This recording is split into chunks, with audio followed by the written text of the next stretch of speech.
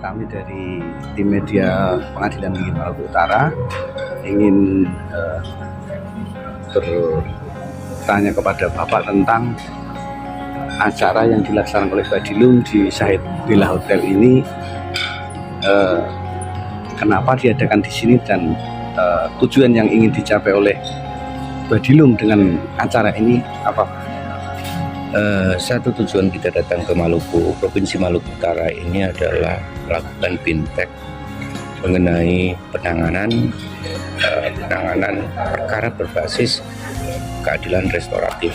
Nah, satu, yang kedua, dengan adanya bintek ini di Maluku Utara, ya kita berharap bahwa peningkatan kapasitas building atau meningkatkan kualitas dari SDM yang ada di Maluku Utara bagi hakim, panitera, kejaksaan dan kepolisian yang kebetulan juga kami libatkan dalam bintek ini, maka akan menghasilkan sisi yang positif.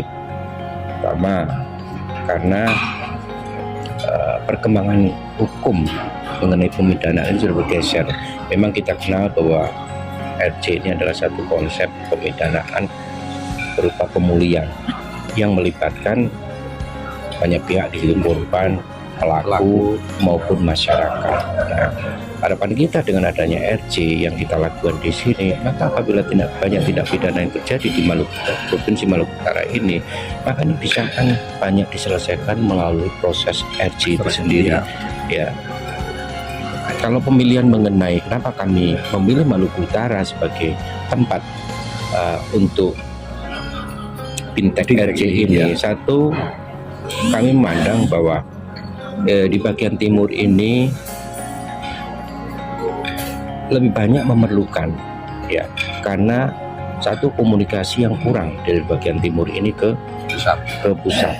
Komunikasi kurang bukan berarti dari pimpinan pengadilan tingginya, pimpinan pengadilan negerinya, tidak ada, bukan, justru kami yang merasa bahwa kami yang kurang berkomunikasi dengan warga kita yang ada di daerah timur ini, khususnya di Maluku Utara. Kebetulan di sini ketua pengadilan tingginya, ketua KPT-nya, ini saya kenal baik dengan beliau.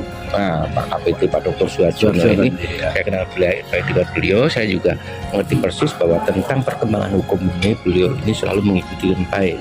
Oleh karena itu adalah tepat apabila kami dari Badilum memilih tempat di Maluku Utara ini untuk melakukan bintek penanganan perkara berbasis pada keadilan restoratif. Nah, sampaikan salam saya untuk beliau, Pak KPT Maluku Utara. Siap Bapak, terima kasih Bapak atas waktunya. Semoga Badilum dan Mahkamah Agung semakin maju dan sukses. Terima kasih juga. Ya. Gini Bu, untuk wawancara sebentar, kami dari tim media Maluku Utara, PT Maluku Utara, ingin mewawancarai Ibu terkait dengan acara yang diadakan oleh Dirjen Badilum terkait dengan restoratif justice. Yang ingin kami tanyakan, tujuan apa yang ingin dicapai oleh Dirjen Badilum dalam acara ini? Terima kasih. Saya sini ya. Terima kasih. Yang pertama saya berikan dulu apresiasi kepada Pengadilan Tinggi Maluku Utara, yang mana pada saat proses pembelajaran dari kita untuk kita, bintek ini berjalan dengan cukup luar biasa, kerjasamanya baik, dan benar-benar kita berikan apresiasi kepada Ketua Pengadilan Tinggi yang memang concern untuk bersama-sama mengembangkan inovasi-inovasi. Salah satunya adalah implementasi restoratif justice dalam sistem peradilan pidana, baik dalam sistem peradilan pidana anak maupun dalam sistem peradilan pidana untuk orang dewasa maksudnya. Nah, kalau ditanya tujuan apa dalam pelaksanaan bintek ini, yang pertama adalah untuk memberikan pemahaman yang sama di antara para hakim tingkat pertama seluruh wilayah Pengadilan Tinggi Maluku Utara dan hakim tinggi.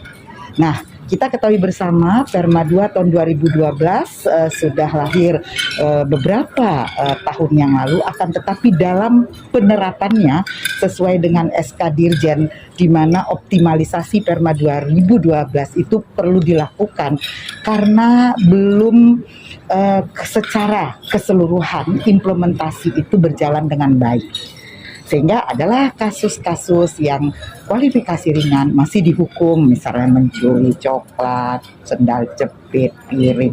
Nah, kalau saja persamaan persepsi itu sudah menyeluruh, nah insya Allah itu akan tercapai apa yang diharapkan oleh pimpinan Mahkamah Agung Republik Indonesia dalam mengambil satu kebijakan sejak tahun 2012 ya, dicatat Mahkamah Agung Republik Indonesia telah mengeluarkan kebijakan untuk melaksanakan atau implementasi restoratif justice dalam tindak pidana ringan atau dengan acara cepat.